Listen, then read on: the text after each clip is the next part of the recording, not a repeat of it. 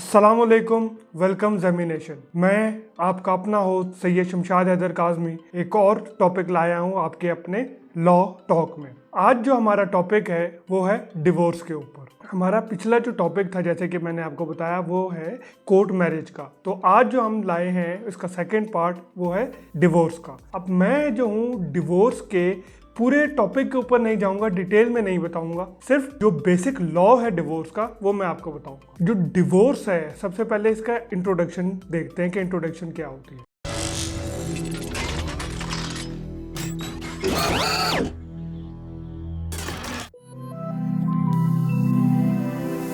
जो डिवोर्स है उसके मुख्तलिफ टाइप्स होते हैं, जैसे कि तलाक हो गई और खुला हो गई। डिफरेंट टाइप्स मैं आपके सामने आज पेश नहीं करूंगा, वो किसी और दिन हम आपको बताएंगे। सिर्फ डिवोर्स का यहाँ हमने बताना है तलाक का, कि तलाक होती क्या है। तलाक एक मर्द की यानी शौहर की पावर है कि वो किसी भी घरेलू नाचाकी की बिना पर या किसी भी दूसरे घरेलू मसले की बिना पर अपनी बीवी को अपने से अलहदा कर लेता है, यानी कि अपनी बीवी को तलाक दे देता है, अपनी मैरिज मनसूख कर लेता है। तो आज हम उसके प्रोसीजर के बारे में देखेंगे कि उसको प्रोसीजर किस तरह का होता है। एक बहुत ही ईजी और सिंपल प्रोसीजर है। सबसे पहले अगर कोई शौहर अपनी बीवी को तलाक देना चाहे तो वो तलाक रिटर्न फॉर्म के अंदर उसको देगा और उसकी एक कॉपी रिटर्न फॉर्म के अंदर चेयरमैन यूनियन काउंसिल को, जो रेलिवेंट यूनियन काउंसिल है, उसके चेयरमैन को फॉरवर्ड करेगा और उसकी एक कॉपी अपनी बीवी को भी अरसाल कर देगा।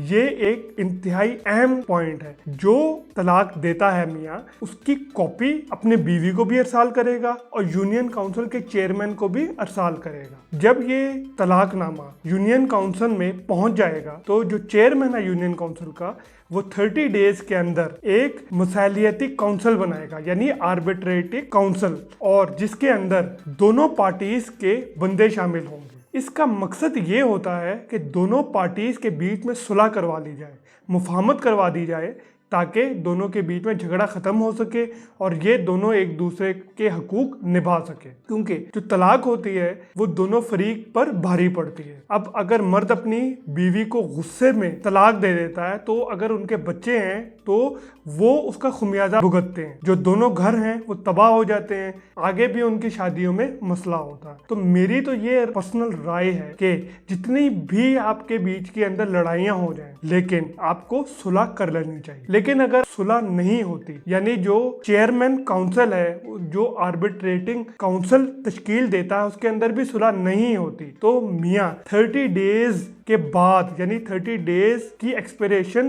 के बाद, वो एक तलाक तो हो गई, उसके बाद वो सेकंड तलाक देगा। सेकंड तलाक जब दे देगा तो उसके अंदर भी है कि मुफाहमत हो सकती है। अगर मुफाहमत हो गई दूसरी तलाक के बाद भी, तो मियाँ बीवी एक दूसरे के साथ रह सकते हैं और हकूक एक दूसरे के निभा सकते हैं। लेकिन अगर फिर भी सुलह नहीं होती और मर्द अपनी बीवी को नहीं रखना चाहता, तो उस 30 डेज के एक्सपिरेशन के बाद एक और तलाक दे देगा, जो कि थर्ड तलाक होगी। यानी कि 60 डेज टोटल हो जाएंगे दो तलाकों के बाद, और उसके बाद फिर एक और नोटिस जाएगा जो कि थर्ड तलाक का होगा। इसके बीच में भी मुफाहमत हो सकती है। मुफाहमत हो गई तो वो तलाक कैंसिल हो जाएगी। लेकिन अगर 90 डेज, उसके भी 30 डेज गुजर गए, टोटल 90 डेज एक्सपायर हो गए, तो तलाक इफेक्टिव हो जाएगी और दोनों मियाँ बीवी के बीच में तलाक हो जाएगी। और फिर वो एक इद्दत का जो 3 मंथ है, यानी कि 90 डेज इद्दत ये पीरियड होता है, वो गुजारेगी और उसके बाद वो किसी दूसरी जगह शादी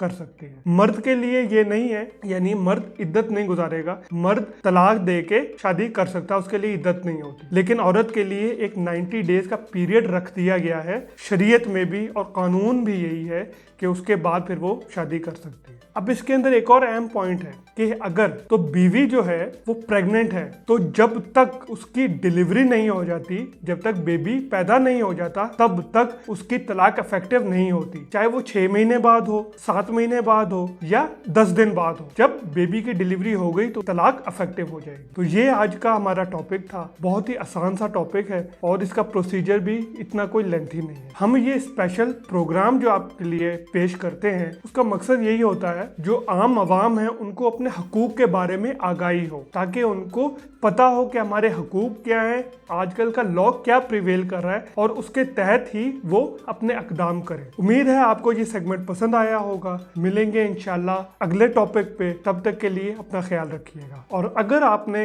ये चैनल सब्सक्राइब नहीं किया तो इसको सब्सक्राइब कीजिए, लाइक कीजिए और शेयर कीजिए। Thank you.